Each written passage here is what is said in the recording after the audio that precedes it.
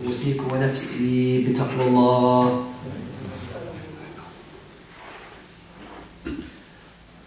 Our Prophet Muhammad sallallahu alayhi wa alihi wa sallam has given us sound advice to the men and to the women. And these days you will find many men and many women and people who are Muslim in the media and in the TV will start to say women in Islam are oppressed, women in Islam have no rights, women in Islam are this and this. And we find that despite all this negative media, we find the fastest growing religion in the world is Islam. And when we find out who the most people come into Islam, are they male or female, we find that what they're analysing and saying, more women than men are becoming Muslim. Despite the negative media, despite what people are saying, despite what some of our brothers and sisters, the negative understanding they have of Islam, despite all of this, يَأْتُونَ أَفْوَاجًا. Many people are coming to Islam in their droves, alhamdulillah, and more women than men. So in Islam, women have rights. In Islam, the women have rights. And many people, they know Islam gives rights to the women, but many Muslims don't know what kind of rights the women have. And we find in the Quran, there's a surah, Surah An-Nisa, a whole surah named after women. You won't find a surah in the Quran named Al-Rijal, the men. Okay, and in the Quran you're going to find a surah, Surah Maryam, Mary, mashallah, in honoring of Sayyidina Isa. And in the Quran, mashallah, you're going to find Surah An-Nur that talks about the ahkam, the rules of women that Allah has given to the women. So we find a hadith narrated in Sahih Bukhari in which the women come. They complaining to the Prophet sallallahu alayhi wa sallam. They come complaining to the women, to the Prophet. And they say, Ya Rasulullah sallallahu alayhi wa sallam, the men have all the time with you. We don't have any time with you, Ya Rasulullah. The men, mashallah, they spend morning, in the evening, in the afternoon, they learn from you. And we want to learn from you as well, Ya Rasulullah sallallahu alayhi wa sallam. So they sent a woman to the Prophet, and the woman gave this advice to ask the Prophet, give us a day, Ya Rasulullah, women only, a women only class.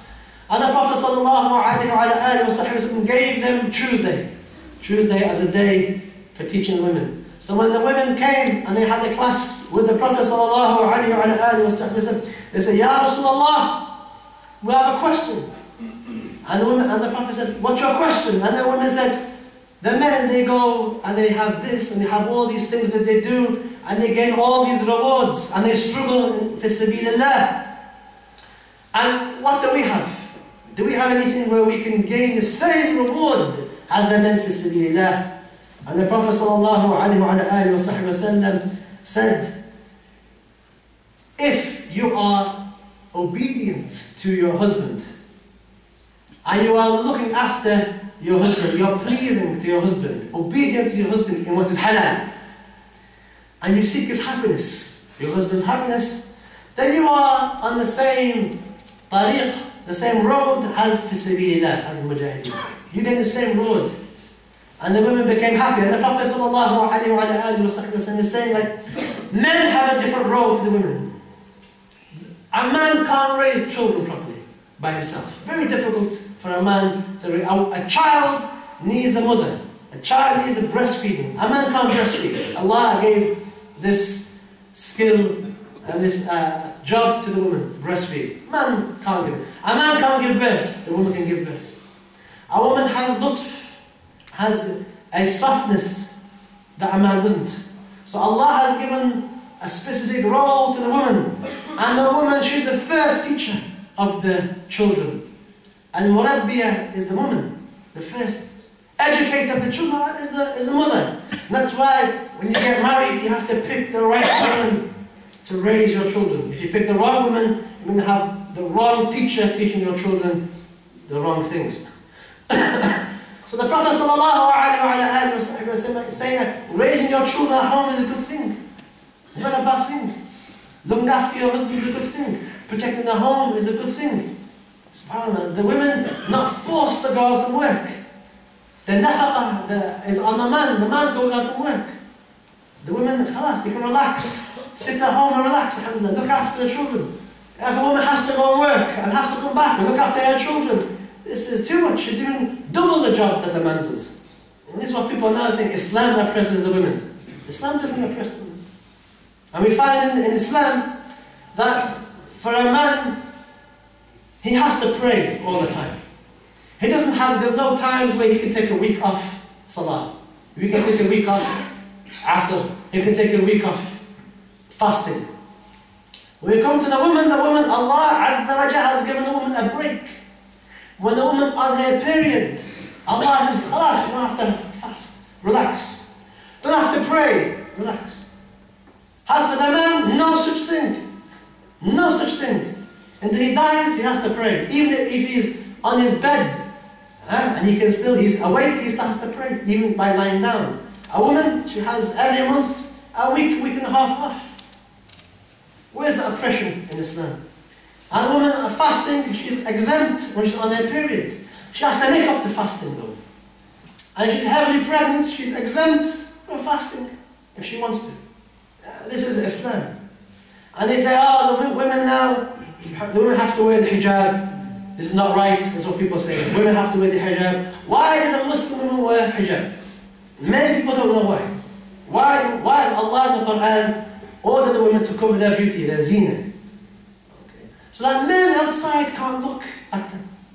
So that men outside can't take advantage of the women. That's why. What's the reason? You see, many of these women who become Muslim, who don't wear hijab, they say when they were walking in the streets, men looked at them.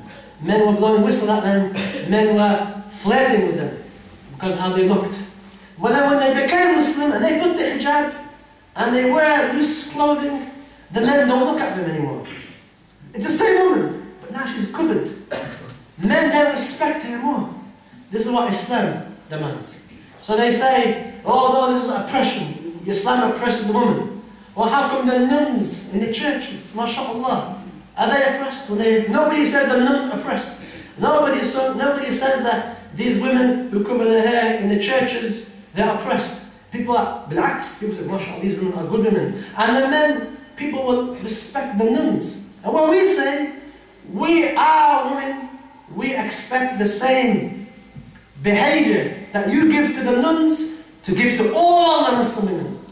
This is ihtaram for Islam. This is the raising of the women. Are women not women that can go out and people can look at them and stare at them and istimta' bihim, can take pleasure by looking at them? No, women are not cheap. Women cover. Like the women, the priests, they cover the nuns, they cover. So in Islam, our women are like nuns. Alhamdulillah. This is so we shouldn't have shak. If our daughters are wearing the hijab, we should start from an early age, getting them used to wearing the hijab. Don't wait until she's 17, 18, 19 and say, "Elbasi hijab." That's too late. It's very difficult for her to wear the hijab. Get her used to wearing the hijab when she's young. And she goes out, get her to put the hijab on, now and again. Tell her how beautiful she looks when she's wearing the hijab. Many women, mashallah, when they become Muslim, they have iftikhar. They feel proud when they put the hijab on now, that they no longer looked at in the wrong way. They're respected. One woman says to me, before I became Muslim, the men were looking at my body. But now when I put the hijab and I wear loose clothing, the men now are not looking at my body. The men now are dealing with me and what's in my mind. And they're respecting me more. And they say now, Islam oppresses the women. Islam doesn't oppress the women. MashaAllah ta'ala. Allah has elevated the women. And in Islam, the women have a right to be educated. As the women came and complained to our Prophet sallallahu alayhi wa sallam, Ya Rasulullah, the men have all the time. So the Prophet gave them a day, alhamdulillah.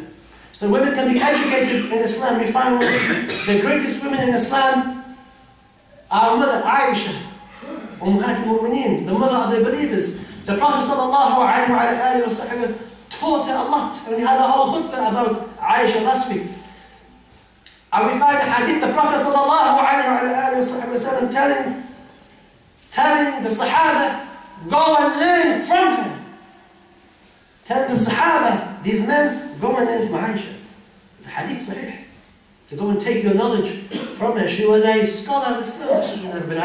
And we find the great scholar Ibn Hajar al-Asqalani, who wrote a sharh on Sahih Bukhari, Fath al-Bari, which is on the bookshelf here. And the book, this big book here we have on the bookshelf, big huge book, 14 volumes long. The sheikh of that book, one of his main teachers is a woman. So we don't listen to what people are saying that Islam oppresses women. But unfortunately, we have some thaqafat, we have some culture, where very alien to Islam, where we think it's Islam, but it's not Islam, it's our culture, that oppresses the women, that we can do bad things to women. We don't do these things to women. Okay? And I'm going to talk about this at the end, inshallah ta'ala, before I finish. But for a woman, inshallah, she should know, when she's on her period, okay, that she should not pray. When she's on her period, she doesn't fast. When she's on her period, the husband is not allowed to have sexual relations with her. And also the husband should know that he should not enter into his wife in a haram way. Okay? He should not enter through the rear, through the anus. This is haram. Our Prophet ﷺ has cursed people who do this. This is not the way. So the men should know this, and the women should also know this as well. And finally, inshallah ta'ala, there's some people, unfortunately, what they do is that they do something very bad to their women. Okay. And some women do it to the men. It's not very common, alhamdulillah. But the more common is the men do this to the women. What do the men do? Some men. Some men. What do they do to the women? They beat the women. They beat their wives. Okay. This is haram. This is haram. Okay, I'll say it a third time in case somebody here is asleep, maybe. This is haram. Inshallah, everybody listens. To beat a woman is haram. We find a hadith in which our Prophet sallallahu alayhi wa sallam in a hadith in Sahih Bukhari, the Prophet says, أَيَضْرِبُ أَحَدَكُمْ إِمْرَأَتَهُ كَمَا يَضْرِبُ الْعَبْدَ ثُمَّ يُجَامِعُهَا فِي آخِرِ الْيَوْمِ. People, the Prophet is saying, did people beat the women like a man beats a slave? Because they used to treat the slaves bad, and Islam came and dealt with that. But the Prophet is saying, did people beat their wives? Because this is something at in the time of Jahiliyyah, the men would beat the women. And the Prophet is complaining, did people do this? In other words, the Prophet knows, I know people are doing this, so stop doing it. Stop beating the women. And another hadith, the Prophet sallallahu alayhi wa sallam, another hadith says, لَقَدْ طَافَ بِآلِ مُحَمَّدٍ النِّسَاء كَثِيرٌ يَشْكُونَ أَزْوَاجُهُنْ لَيْسَ أُولَٰئِكَ بِخِيَارِكُمْ. The Prophet is saying, many women have come complaining to my women because they're being beaten by the husbands. Now we know some people don't like to talk about this. With the Imam silent, we don't talk about this, then who's going to tell you? Who's going to warn you to stop doing this? One woman, she said, she's praying in sujood, and the husband comes and kicks her in the face.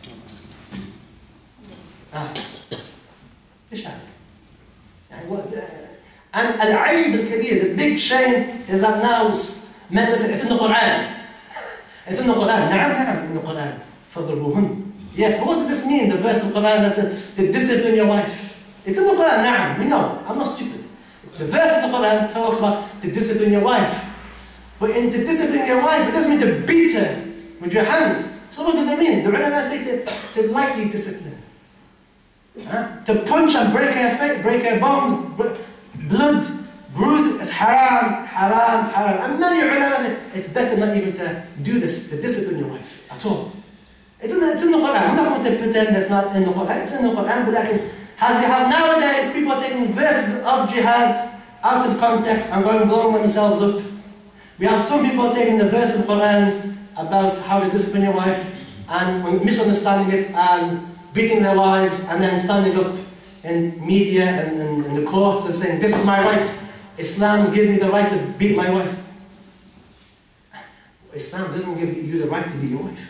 The Prophet ﷺ has explained this. The Prophet said, women complaining to my wives that they're being beaten by their husbands. And the Prophet, these men are no good. Prophet sallallahu alayhi wa sallam. And in one hadith, a woman comes and asks the Prophet, I want to marry. There's two men. I'm thinking I'm getting married. And the Prophet says, he tells her, one of the men, he beats. He's known for beating. Don't marry him. That's our Prophet sallallahu alayhi wa sallam. So we don't beat. We don't beat. And if you're doing this, please stop. Better for you to stop now. Because on Yawm al-Qiyamah, don't think you're going to walk into heaven very easy. Because Allah Azza wa Jal is going to grab you. And Allah Azza wa Jal, iqamat al-qasas. Revenge is going to happen. And you don't want to be the wife grabbing you on the Day of Judgment and giving you revenge, giving her revenge, because you may then, instead of going to Jannah, you may go the wrong way. All because of you. And I told you last week how many women, how many children are going to grab their father, grab the husband, and drag them to hell. And this is one example. So be nice, dear women. If the women are very harsh, have patience. Have patience. Have sabr. Bite your tongue. Go out. The Prophet said, if you get angry, sit down. And if that doesn't work, lie down. And the Prophet said, do wudu. Go out, go for a walk. But to go and start beating, haram. Inshallah, haram. So hopefully people, if they're doing this, they should stop doing this, inshallah ta'ala. And finally, inshallah, there's people waiting outside to help with people who need to register. Register for what? For those who want to vote. Okay, I'm voting, and some of you may have seen some papers on the wall saying voting is haram, kada wa kada wa kada. Up to you if you want to vote, it's up to you. But if you want to be of some use, if you want to make your presence in this country worthwhile, if you want to do something about the state of the Muslims and our rights, the rights to wear hijab, the right to have niqab, the right to have halal food, the right to have our voices heard, the rights for us to voice our concern when what's happening in Palestine, Gaza, Iraq, and these type of things, then you have to vote. Because the politicians, if all the Muslims are quiet, the politicians are going to listen to the Muslims, what they have to say, and then they're going to give rules according to what they think.